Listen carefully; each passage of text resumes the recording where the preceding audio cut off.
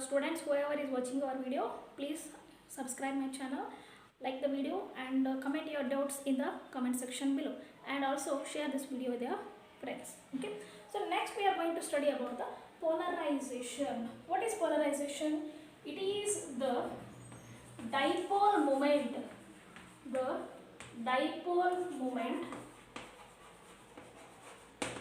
per unit volume. The dipole moment per unit volume is called as polarization. So it is represented by the letter, capital letter P. P is equal to chi. This symbol we call it as chi into E bar, where chi is nothing but the dielectric constant, or it is also called as dielectric strength. Okay, dielectric strength, right? So what is the expression for polarization? P bar is equal to chi into E bar, where chi E is nothing but the dielectric strength. Polarization is the dipole moment per unit volume. After this, we are going to study about the capacitors. What are capacitors? Capacitors are nothing but the system of two conductors separated by insulators. A system of two conductors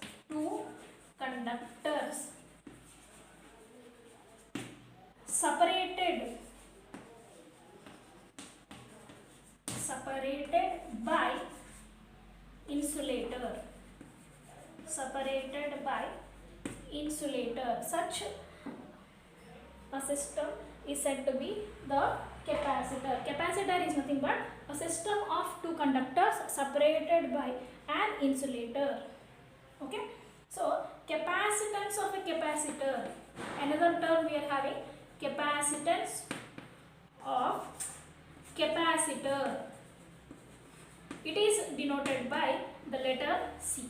C is nothing but, capacitance of a capacitor is denoted by the letter C. C is nothing but the ratio of charge to the volume. So we can define the capacitance of a capacitor as the ratio of charge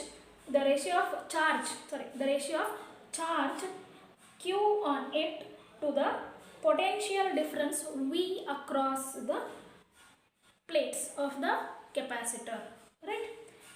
So the SI unit for this capacitance of the capacitor is farad, and this SI unit of the capacitance of the capacitor is farad.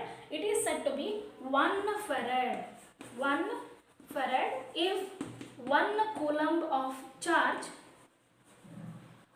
1 coulomb of charge is applied, or when 1 coulomb of charge is applied across the plates of the given capacitor, it results in the rise of the potential by 1 volt. That is said to be 1 farad. In your examination, you will be asked to define 1 farad. How do you define 1 farad, or define 1 farad for 1 mark? Okay, so this is all about the capacitors and the capacitance of the capacitor. And now we have to study on what factors does this capacitance of the capacitor depends. It depends on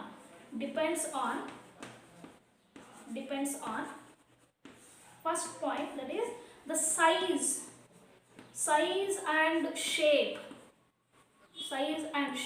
of conductor. Size and shape of the conductor, and it also depends on the distance between conductors. Okay, and it also depends on the dielectric medium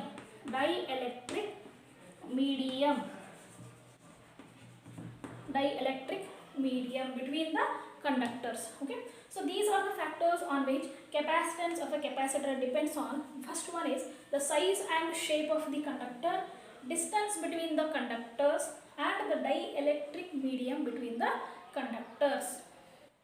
The next expression we are having is expression for capacitance of a capacitor without a dielectric medium.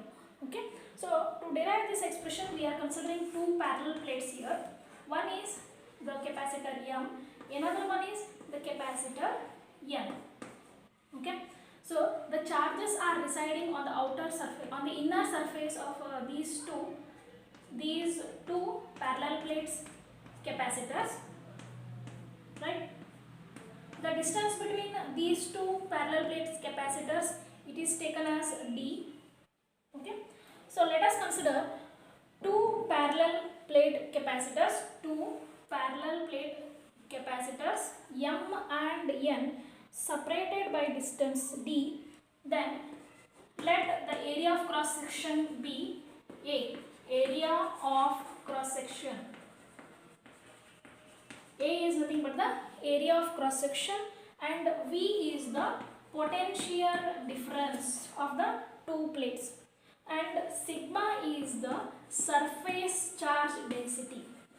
Surface charge density.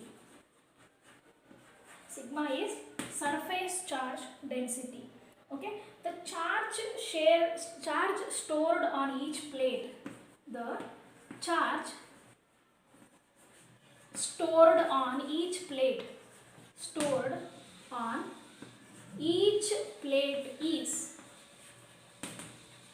is given by Q.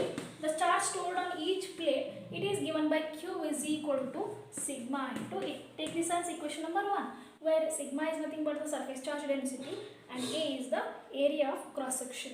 According to Gauss law, we already know, according to Gauss law,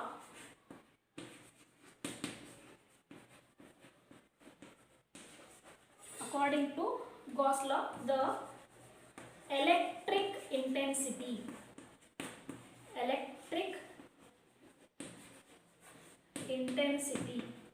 is given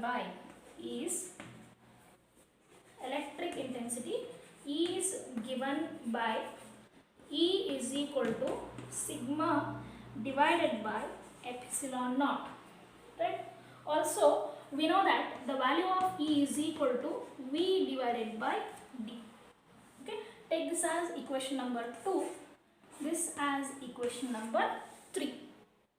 From equation number 2 and 3 we can write V by D is equal to sigma divided by epsilon naught, right? Or V is equal to sigma D divided by epsilon naught. Take this as equation number 4. Okay, the capacitance of a capacitor, it is given as Q by V. This you already studied. Now take this as equation number 5. Substitute the equations 1 and 4 in equation number 5. Okay, so C is equal to, what is Q? Q is nothing but sigma A divided by sigma D divided by epsilon naught, right? This can be written as sigma A epsilon naught divided by sigma into D, right? So sigma and sigma gets cancelled, remaining is A into epsilon naught divided by D, that is equal to the capacitance, right? So this is nothing but the expression for capacitance of a capacitor without the dielectric medium.